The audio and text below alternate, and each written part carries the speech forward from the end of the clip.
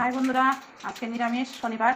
তো কী করবো ভাবলাম, তো ঘরে একটু ছানা ছিল, কালকে খাওয়া হয়নি, তো ওইটুকু ছানা দিয়েই আজকে ছানা রান্না করে নিলাম।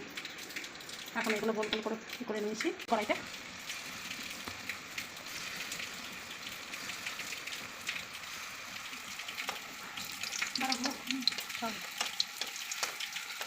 তুলতে দিচ্ছি।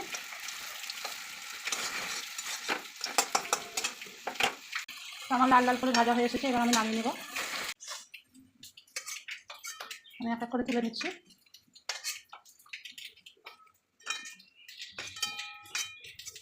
আর সব ভেন্ডি চচ্চড়ি আমার হয়ে গেছে।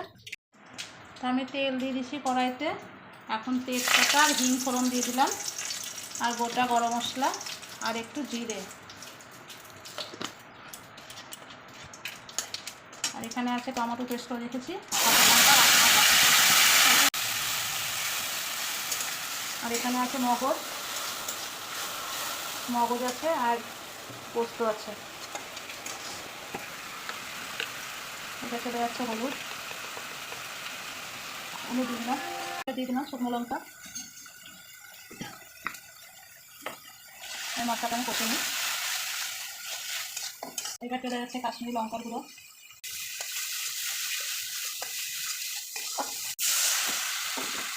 আমি এবার দেবো মগজটা ছিল, ওটা দিয়ে দিচ্ছি, মগজ আর পোস্ত বাটা। ভেজা দিয়ে দিলাম। দেখা যাচ্ছে না।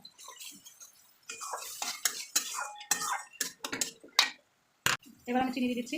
ওখান থেকে যাবো। হ্যাঁ, ছানা রান্না করছি।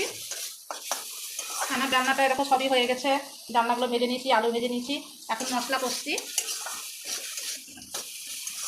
আজকে তো শনিবার, নিরামিষ, ওই জন্য নিরামিষ রান্না করছি। কী ভাবো, কী করবো, কী করা যায়। এবার আমি আলুগুলো দিয়ে দিচ্ছি।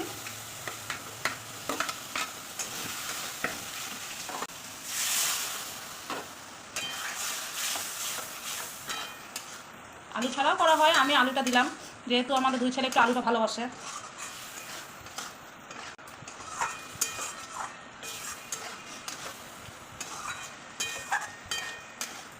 আমাদের রিয়া অতটা ভালোবাসে না আলু, ভালোবাসে। আমাদের একটা দেওর আছে, ও আলু ভালোবাসে। বলো, দুই ছেলেও ভালোবাসে, আর আমার একটা দেওর আছে, ওই দেওরটাও আলু একটু ভালোবাসে, ওই জন্য একটু আলুটা দিলাম। তোমরা আলু নাও দিতে পারো। একটু কষা হোক, কষা দেওয়ার পর একটু সামান্য জল দিব।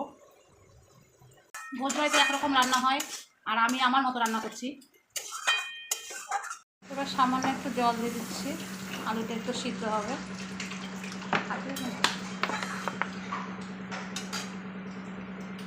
দেখি এবার ঢাকাটা খুলে কি অবস্থা। তো এবার আমি ছানা রান্নাগুলো এক এক করে দিয়ে দেবো।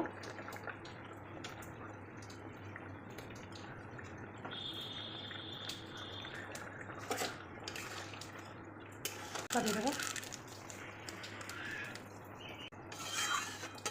দেখো আমি এবার একটু ঘি দিয়ে দেবো।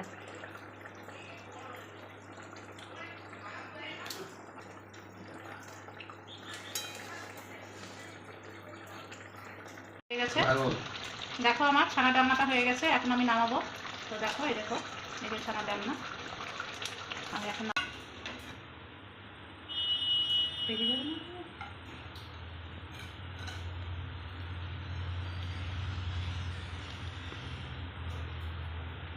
আমার ছানা রান্নাটা হয়ে গেছে।